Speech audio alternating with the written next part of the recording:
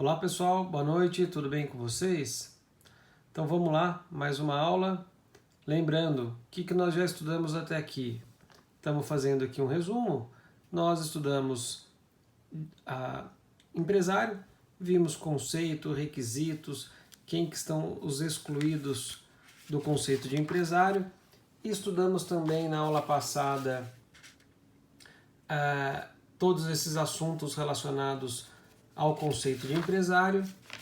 Estudamos em seguida estabelecimento empresarial, estudamos também nome empresarial e aí iniciamos o estudo de direito societário.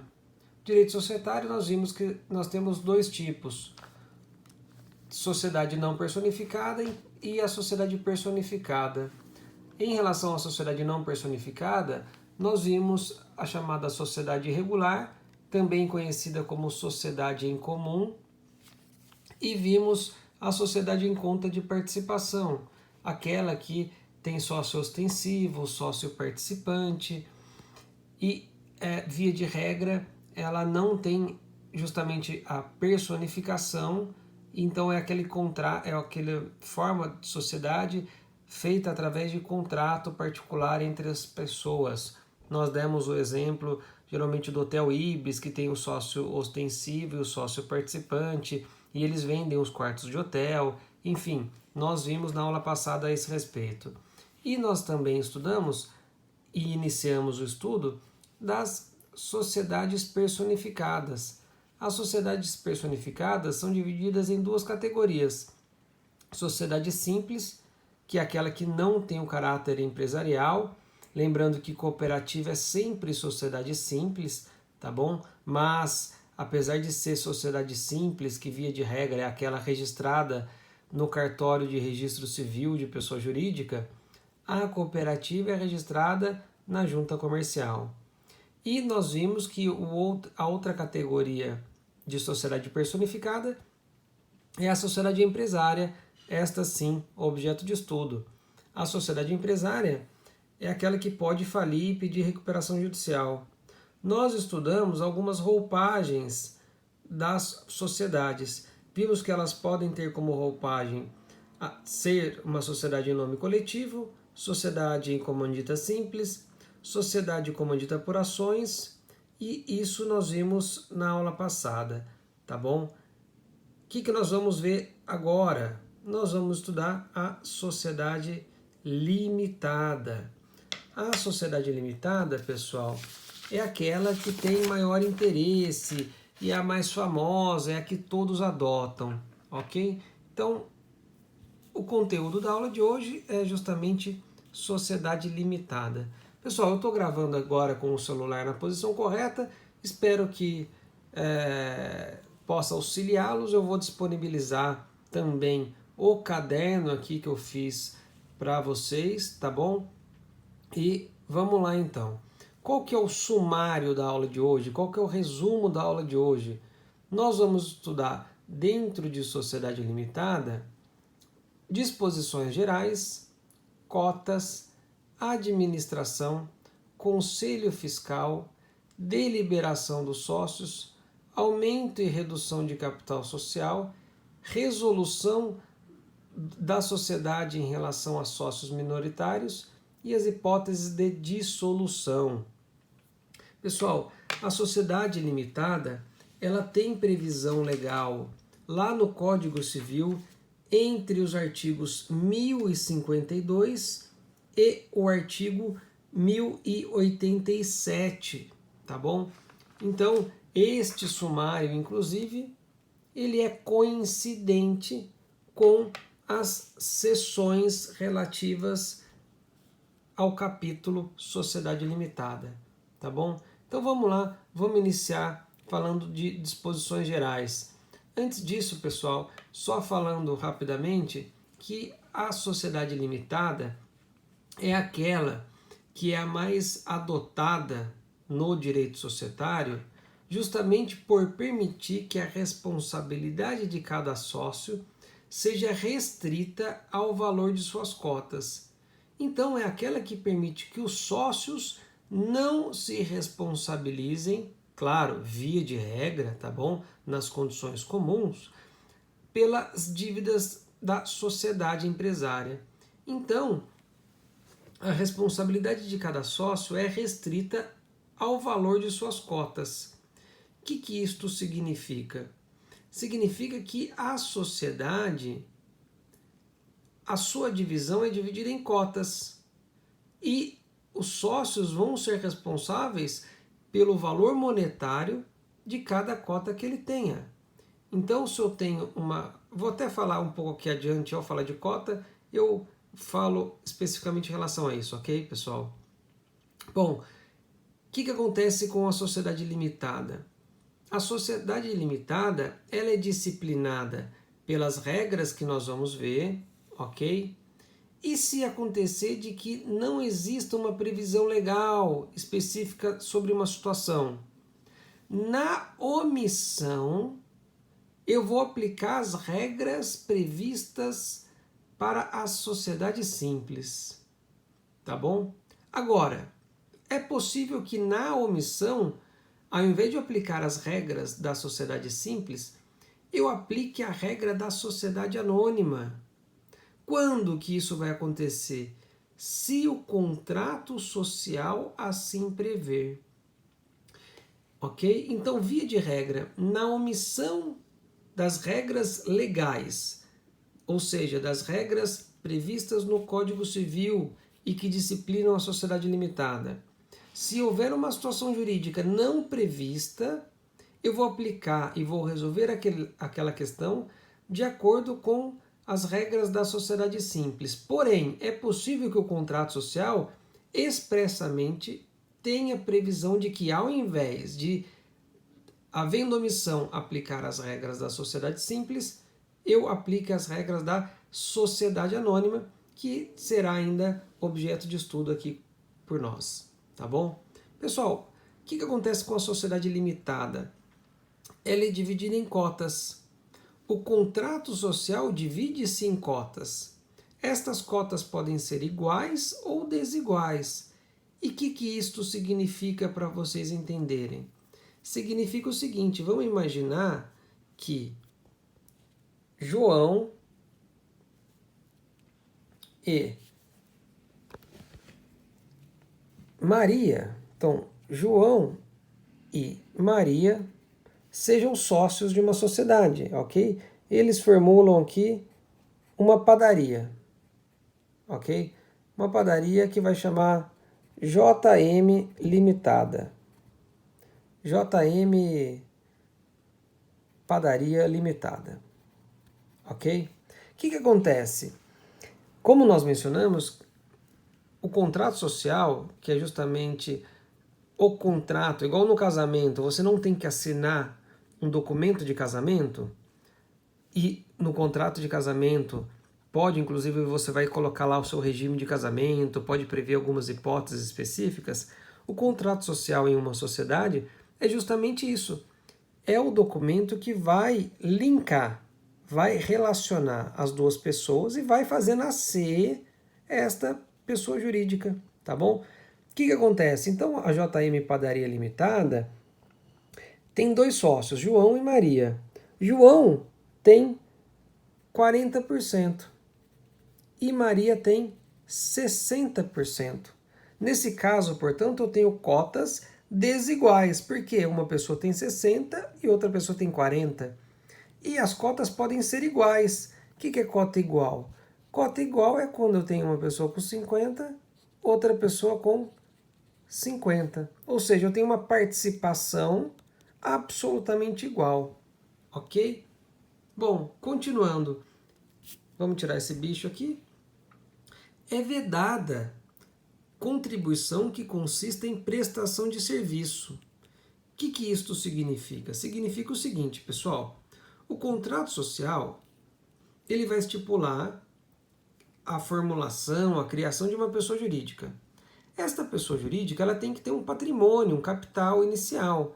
E aí, geralmente, é criado lá, vamos colocar como exemplo, que o contrato social vai ter, o capital social desta empresa é de 100 mil reais. 100 mil reais. Nesse caso, então, o capital social da empresa JM Padaria Limitada é 100 mil, sendo que João tem 50% e Maria tem 50%. O que vai significar isso na prática? Vai significar que João tem que integralizar o valor de 50 mil. Por que 50? Porque ele tem metade do capital de 100. E Maria também vai ter que integralizar, ou seja, pagar o valor de 50% do capital social de 100. Ok? Agora, o que está dizendo aqui quando cota que é vedada a contribuição que consiste em prestação de serviço? Está dizendo o seguinte, que este pagamento de 50 mil de João e Maria não pode acontecer em prestação de serviço. Tem que ser em valor, dinheiro, carro, imóvel. Porque na sociedade simples, é possível que eu tenha uma sociedade entre duas pessoas e uma destas pessoas integralize o seu valor em prestação de serviço, por exemplo. Tá? Vou dar um exemplo que não é o caso da sociedade limitada, é o caso da sociedade simples. Uma sociedade entre dois dentistas. Um dentista tem 50% de 100, o outro dentista 50% de 100. Um dá em dinheiro e o outro dá em prestação de serviço. Ele fala assim, olha, eu vou trabalhar 10 meses de graça sem receber nada. Então, o que acontece sendo os dois dentistas? Formando um consultório de dentista, esse daqui vai fazer opção por como pagar esses 50 mil. Olha, eu trabalho 10 meses de graça. Tá? Então ele vai estar prestando serviço para esta sociedade e não vai receber nada em troca.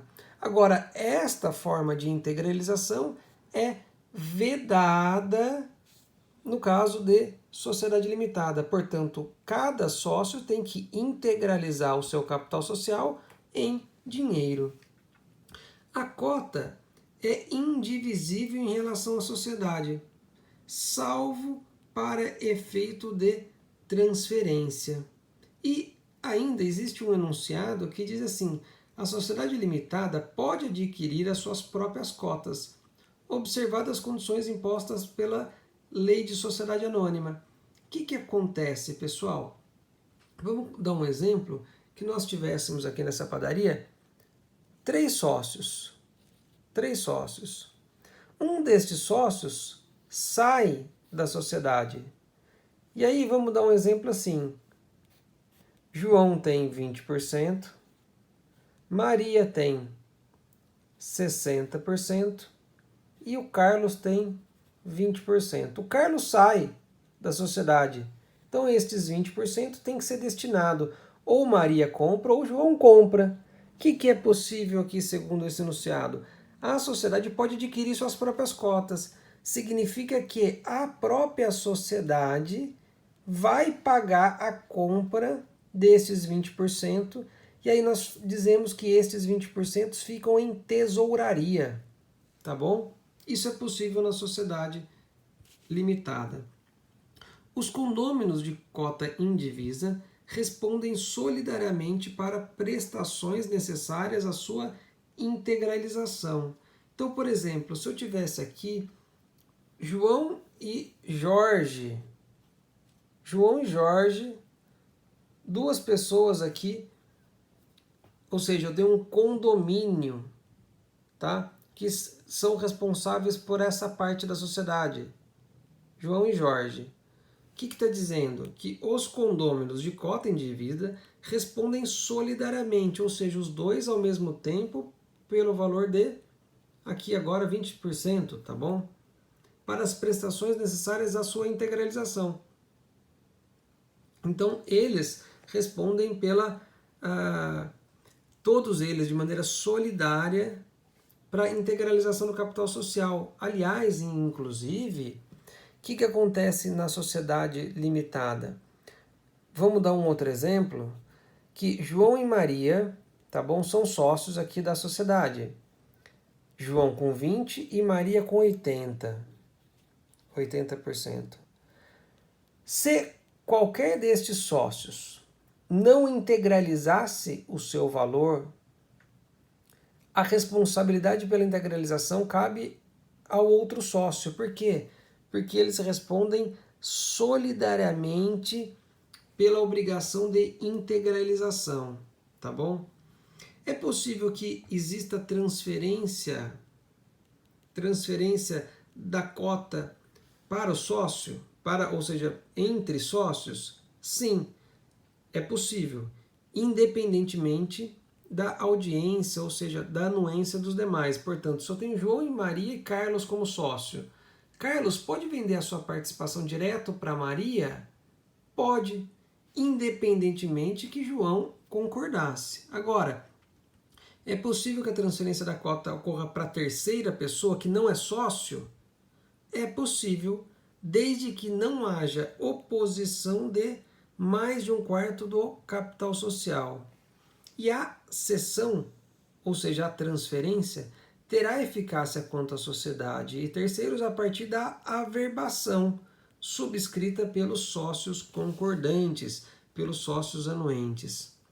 Sócios são obrigados à reposição dos lucros e das quantias retiradas quando tais lucros ou quantias se distribuírem com prejuízo do capital, ok? E a administração da sociedade?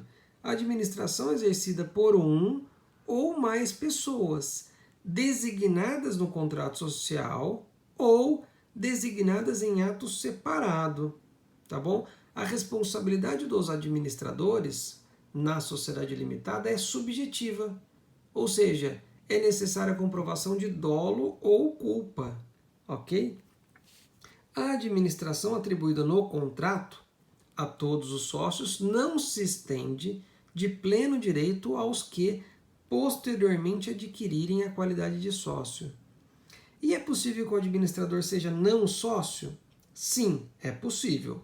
Se o capital integralizado, ou melhor, se em caso de sociedade com capital integralizado, haja aprovação de 2/3 do capital social.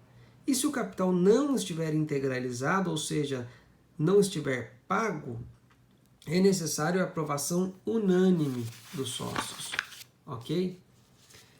Cessa o cargo de administrador?